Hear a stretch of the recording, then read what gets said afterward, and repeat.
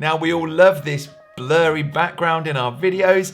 Did you appreciate that in order to get that, our camera's having to open up the aperture super wide to let a ton of light into it? Another benefit of this is if you're in an average home office like this, you'll be surprised at how much light it actually gives you. My light that I've got at the side of me is actually only on 18% power. But what happens if you've got a super bright location, big windows, or maybe you want to film outdoors? This happens. Now, you can compensate a bit for this in your camera. You can adjust the shutter speed and increase it up.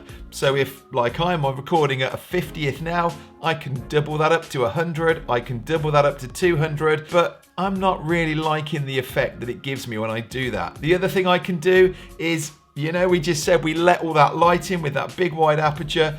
We can actually shrink it down to make that hole smaller. We're increasing that F number, and we can take that all the way up, and again it will darken it down, but now everything behind us is in focus. And again, I don't like that look. And just for simplicity, I want to be able to pick this camera up off the tripod, go outside in the garden with it, sit out there with my laptop, and I don't really want to be able to have to change all these settings around and then come back in here, change them back again. Surely there's an easier way. Well, yes, there is. The title gave it away. It's this ND filter. Now, what is an ND filter? Don't worry, we're not going to get into a science lesson. Basically, let me just put it like this. This is like you're putting a pair of sunglasses over the front of your camera. And with this option, it's variable, which means when I rotate it, it gets darker. So this means I can actually set this up by eye, really. Take my camera outside with the same settings on it, thread this onto the front, and you do need to choose one that is the right thread size. We'll talk about that in a minute. And then literally you can sit there and just adjust this until it looks like the right brightness level. Now, as a little tip, if you're outside in bright sunlight, don't just be looking at that screen on the back of your camera. I really recommend you get your eye up to it and look through in that controlled little space, and then be adjusting the ring on the front to how bright or dark it is. You'll find that it's just more controlled. You can cup your hand around it and make sure you're really not getting any bright light in. Now, if you want to be more advanced, you can bring up a histogram on the back of your camera, and this will show you the darks on the left and the whites over there on the right. You can just, again, you'll see those whites just coming down, pull them away from the edge. But for most of you, you can just do this by eye. So where do you get one of these ND filters? Well, there are stacks of them on Amazon, but be careful, they're not all equal.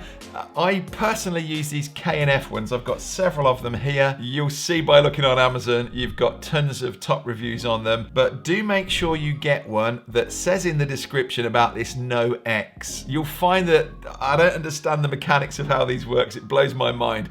But if you get a cheaper one, as you rotate it around, it almost gives like a bad vignette. It's not an even overlap. It's not taking the brightness down evenly. So I use these Nano X ones, and I'm really impressed when I point this up to the sky. Everything is coming down at the same level. Honestly, I've got one of these cheaper filters. I didn't even know this was a thing.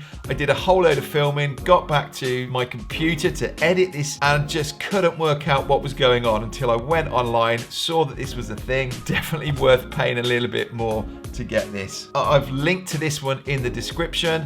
What you'll find is that they come in all different sizes, thread sizes, and don't get confused with that being the number on your lens. For example, this is a 20mm lens, but it doesn't mean that I would choose 20mm on that selection there on Amazon. What you'll find is you've got, usually right on the front of the lens, sometimes on the side of it, it'll tell you the thread size. This is a 46mm. If you can't see it on your lens, a simple Google search for your lens and say thread size, and it'll come up with it. If you're really stuck, let us know in the comments and I'll find it for you. But they're exactly the same lenses. You'll just find that they come in different sizes depending on the fit to go on the front of your camera. So that's it.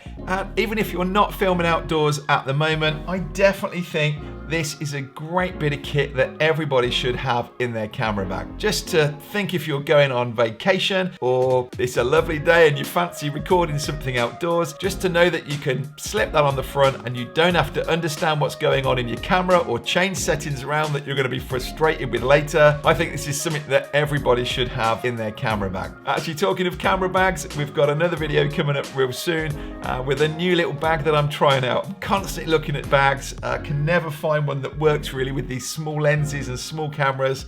So that one's coming up real soon. So make sure to subscribe and you'll get a notification when we put it out. So a nice simple little tutorial here. Just go and get one of these, have a play with it. It's as easy as that. You will be thanking me later. All right, I'll see you in another video.